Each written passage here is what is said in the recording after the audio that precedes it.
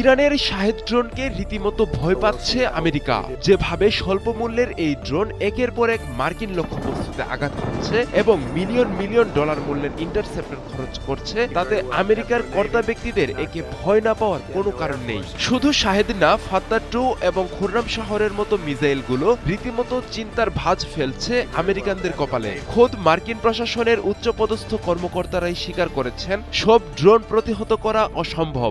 তাহলে কি সামরিক শক্তিতে শ্রেষ্ঠত্বের দাবি করা আমেরিকা বাস্তবতার মুখোমুখি? ক্যাপিটাল হিলে ছিল রুদ্ধদ্বার ব্রিফিং। ট্রাম্প প্রশাসনের শীর্ষ কর্মকর্তারা আইন প্রণেতাদের সামনে স্বীকার করেছেন ইরানের শাহেদ আক্রমণাত্মক ড্রোন এখন বড় চ্যালেঞ্জ।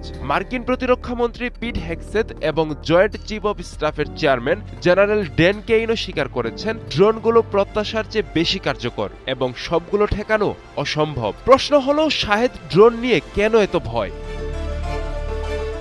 ইরানের শাহেদ ড্রোন নিচু উচ্চতায় ও ধীর গতিতে উড়ে। এই লো অ্যান্ড স্লো কৌশলই তাদের সবচেয়ে বড় শক্তি। ব্যালিস্টিক ক্ষেপণাস্ত্র উচ্চ গতিতে আসে এবং রাডারে ধরা পড়ে, কিন্তু শাহেদ ড্রোন রাডারের নিচ দিয়ে উড়ে গিয়ে লক্ষ্যবস্তুতে আঘাত হানে। মার্কিন সিনেটর মার্ক কেলি স্পষ্ট করে বলেছেন, ইরান বিপুল সংখ্যায় ড্রোন ও ক্ষেপণাস্ত্র তৈরি করতে পারে। এক সময় এটা গাণিতিক সমস্যায় পরিণত হবে। অর্থাৎ ইন্টারসেপ্টরের সংখ্যা সীমিত, কিন্তু ইরানের ড্রোনের ঢল অব্যাহত।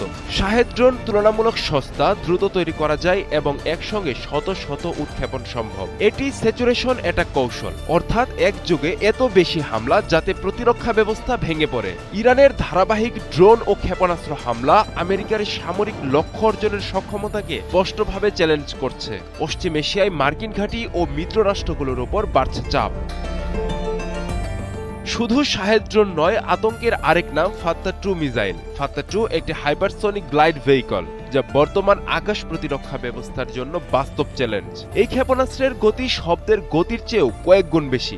মাঝপথে গতিপথ বদলাতে পারে এই ক্ষেপণাস্ত্র, যা প্রচলিত অ্যান্টি মিসাইল সিস্টেমকে বিভ্রান্ত না করে। মার্কিন প্যাট্রিয়ট এমনকি ইসরায়েলের আয়রন ড্রোম মূলত ব্যালিস্টিক বা রকেট হুমকির জন্য ডিজাইন করা, কিন্তু হাইপারসনিক গ্লাইড ভেহিকল একেবারেই ভিন্ন মাত্রার প্রযুক্তি। ইরানের তাণ্ডবে নাকানি চুবানি খাচ্ছে ইসরায়েল আমেরিকা জোট। তেল আবিব থেকে শুরু করে আল কুদস এমনকি উপসাগরীয় অঞ্চলে মার্কিন নৌবাহিনীর বিমানবাহী রণতরী ইউএস আব্রাহাম লিঙ্কনকেও লক্ষ্য করে হামলা করছে ইরান।